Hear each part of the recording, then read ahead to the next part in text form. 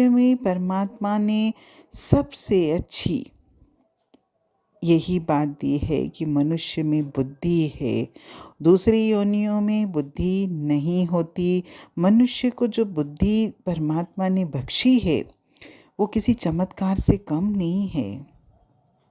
आज बुद्धि के कारण ही मनुष्य ने अपनी बुद्धि का जो विकास किया, उसकी वजह से जो जीवन आज हम जी रहे हैं, कितने साधन हैं हमारे जीवन में।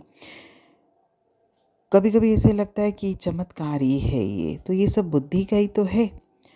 लेकिन अगर हमारी बुद्धि जंजीरों में जकड़ी होगी, यानी चिंताएं, इच्छाएं, वासनाएं, न जाने कितने बंधन अपने अपने जीवन में हमने बनाए हैं, तो अगर हम इन बंधनों में रहेंगे तो हमारी बुद्धि का विकास नहीं होगा। क्योंकि बुद्धि को विकसित होने के लिए स्वतंत्र वायुमंडल का होना ज़रूरी है। और जब हमारी बुद्धि विकसित होती है और हम सांसारिक बंधनों से थोड़े से हट जाते हैं, अपने आप को इन बंधनों से काट लेते हैं, तो हमारी आत्मा का शुद्ध और पूर्ण प्रकाश भी चमकने लगता है। कहा जाता है कि सजा के भय से भयभीत होने वाले अपराधी, न्यायाधीश जब तेरी सजा का हुक्म लिखने के लिए कलम लेकर आए, उस समय यदि एक पल भर भी तू परम आनंद में डूब जाए तो न्यायाधीश अपना निर्णय भूले बिना नहीं रह सकता, और फिर उसकी कलम से वही लिखा जाएगा जो परमात्मा के साथ तेरी स्थिति के अनुकूल होगा। पवित्रता और सच्चाई, विश्वास और भलाई से भरा हुआ मनुष्य उन्नति का झंडा हाथ में लेकर जब आगे बढ़ता है, तब संसार में, संसार के बंधनों में, संसार के रिश्तों में, इस देह में किस में मजाल है कि वो बीच में खड़ा रहे, उसका रास्ता रोके। यदि हमारे दिल में पवित्रता है, सच्चाई है, विश्वास है, तो हमारी दृष्टि में इतनी ताकत होती है कि लोहे के पर्दे को भी चीर सकेगी। अपने विचारों को इतना ऊंचा रखिए कि हमारी एक ठोकर से, यानी हमारे विचार इतने उच्च होने चाहिए कि हमारी एक बात से पहाड़ से भारी भी कोई परिस्थिति हो वो भी चकनाचूर हो जाए। कहते हैं कि संसार के बादशाह में वो ताकत नहीं होती जो एक दिल के बादशाह में होती है। कहते भी ना कभी कभी, अरे भाई हम वैसे तो राजा नहीं है लेकिन दिल के राजा हैं, यानी दिल के बादशाह बनना है हमको।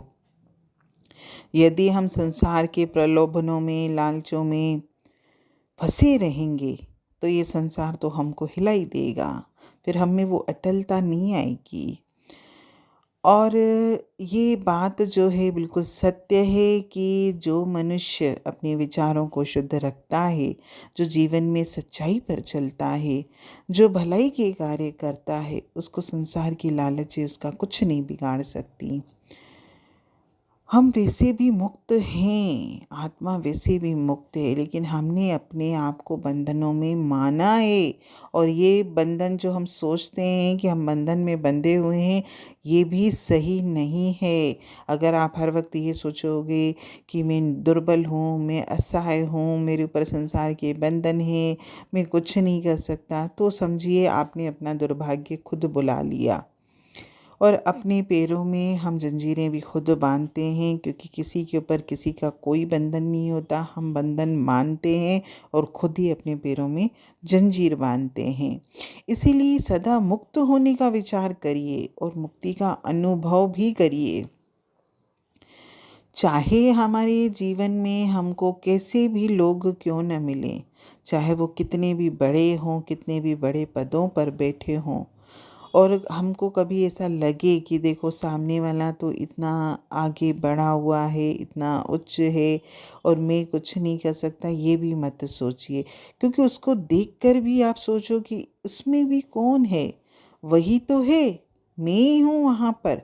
और जब हम ऐसा अनुभव करेंगे ना, तो आप देखिएगा हमको ऐसे लगेगा कि हम भी वही हैं। और ये अनुभव हमको ये सिद्ध भी कर देगा कि संसार में सब एक ही हैं, क्योंकि सारे जगत में वो एक ही शक्ति विचर रही है। कौन चंगा कौन मंदा, कौन बड़ा कौन छोटा।